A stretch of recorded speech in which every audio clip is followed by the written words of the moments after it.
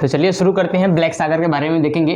ठीक है, किसके बारे में देखेंगे? ब्लैक सागर। जो ब्लैक सागर है ये आपका ज्योग्राफी के भी पॉइंट ऑफ व्यू से काफी इंपॉर्टेंट है, और जियो पॉलिटिक्स मतलब बहुत सारे जो देश हैं वो ब्लैक सागर के अंदर यानी काला सागर के अंदर इंटरेस्ट रखते हैं। तो काला सागर जो है एक भू आबद्ध सागर है, मतलब कि लैंडलॉक क्या है, एक सागर है, बहुत सारे इसके आसपास बहुत सारे देश घिरे हुए हैं। तो जो काला सागर है इसे 6 देश कुल लगते हैं। कितने देश लगते हैं? जो सीमा लगाती हैं वो 6 देश लगते हैं। तो घटना क्या घटी पहले ये जानते हैं। घटना ये है कि यूएस का एक ड्रोन, यानी जो अमेरिका है उसको हम यूएस बोलते हैं, यूनाइटेड स्टेट बोलते हैं, उसका एक ड्रोन और रसिया का एक विमान आपस में टकरा गए।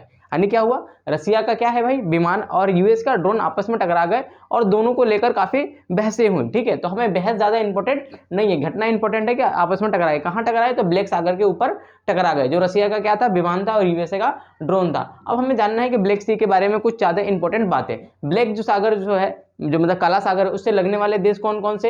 यूक्रेन। पहला देश क्या है? यूक्रेन। और यूक्रेन की राजधानी क्या है? कीव। आजकल पिटाई हो रही है ना, रसिया किसकी पिटाई कर रहा है? यूक्रेन की। यूक्रेन की हेल्प कौन कर रहा है? अपना अमेरिका कर रहा है। और अमेरिका के ड्रोन कहां गिर गया? काला सागर में गिर गया। तो यूक्रेन की राजधानी कीव। रूस की राजधानी मॉस्को। जॉर्जिया का तिबिलिसी। क्या है? तिबिलिसी, आपको याद होना चाहिए। ठीक है, तुर्की की राजधानी अंकारा। बुल्गारिया का सोफिया। बुल्गारिया सोफिया ये तो आसान है। ठीक है, रोमानिया का बुखारेस्ट। क्या है? अपना यूक्रेन का कीव, रूस का मॉस्को, जॉर्जिया का तिबिलिसी, तुर्की का अंकारा, बुल्गारिया का सोफिया और रोमानिया का बुखारेस्ट। ये राजधानियां इनकी है, क्योंकि हमें देश के साथ राजधानी भी पता होना चाहिए। तो कोई पूछे ब्लैक सागर से कितने देश लगते हैं भैया? 6 देश लगते हैं। ठीक है, और जो ब्लैक सागर कहां पर है? तो इन 6 देशों के बीच में ये सागर लगा हुआ है, तो इसको बोलते हैं ब्लैक सागर। अब ब्लैक सागर के आसपास ना बहुत सारे छोटे छोटे सागर और भी हैं, जिसमें पहला है अजोब सागर। क्या है? अजोब सागर। उससे पहले मैं समझा दूं आपको जल संधि। क्या है? जल संधि। देखिए, जल संधि क्या होता है? जब दो बड़े सागरों को, या जब दो बड़ी जल धारा को छोटी सी आपका कैनाल बोल सकते हैं, या फिर जो भी चीज जोड़ती है उसे हम क्या कहते हैं? जल संधि कहते हैं। जैसे मान लीजिए इधर ए वाटर बॉडी है, मान लीजिए ए सागर, इधर बी सागर, बीच में जो जोड़ने वाली लाइन है यानी रेखा है, इसको हम क्या बोलते हैं? जल संधि बोलते हैं। इंग्लिश में इसको स्ट्रेट कहते हैं। क्या कहते हैं? स्ट्रेट कहते हैं। यानी जब दो बड़ी जल राशियों को आपस में कोई भी चीज कनेक्ट करे, ठीक है, उसको हम क्या बोलते हैं? जल संधि कहते हैं। तो अजब सागर को काला सागर से कौन सा संधि जोड़ता है? जल संधि। तो उसका नाम है कर्च जल संधि। कौन सा?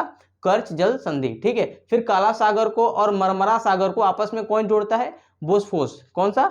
बोस्फोस जल संधि जो आपस में जोड़ता है। ठीक है, फिर वैसे ही एक एजियन सी है। कौन सा सागर है? एजियन सागर। एजियन सागर को और मरमरा सागर को आपस में कौन जोड़ता है? डार्डनल जल संधि आपस में जोड़ता है। और आपने बहुत सारे जल संधि का नाम सुना होगा, जैसे कि मलक्का। मलक्का, ठीक है, ये क्या है? जल संधि है, जो कि हिंद महासागर को और पैसिफिक ओशन यानी प्रशांत महासागर को आपस में जोड़ता है। मलक्का जल संधि। ठीक है, ऐसे ही बहुत सारी जल संधियां पूरी दुनिया के अंदर है। तो आपसे पूछे अजोब सागर और काला सागर को कौन जोड़ता है? कर्च जल संधि। ठीक है, काला सागर और मरमरा सागर को बोस्फोरस जल संधि। ठीक है, एजियन सागर और मरमरा सागर को आपस में कौन जोड़ता है? तो डार्डनल जल संधि जोड़ता है। और जल संधि क्या होता है? जब दो बड़ी जल राशि को आपस में जो लाइन मिलाती है, यानी जो जल धारा आपस में मिलाती है, उसे हम क्या कहते हैं? जल संधि कहते हैं। तो ये था ब्लैक सागर से संबंधित छोटा सा नॉलेज। ठीक है, आपको पता होना चाहिए, उनकी राजधानी पता होना चाहिए। यूक्रेन का कीव, रूस का मॉस्को, जॉर्जिया का तिबिलिसी, तुर्की का अंकारा, बुल्गारिया का सोफिया और रोमानिया का बुखारेस्ट। ठीक है, फिर मिलते हैं अगली वीडियो में।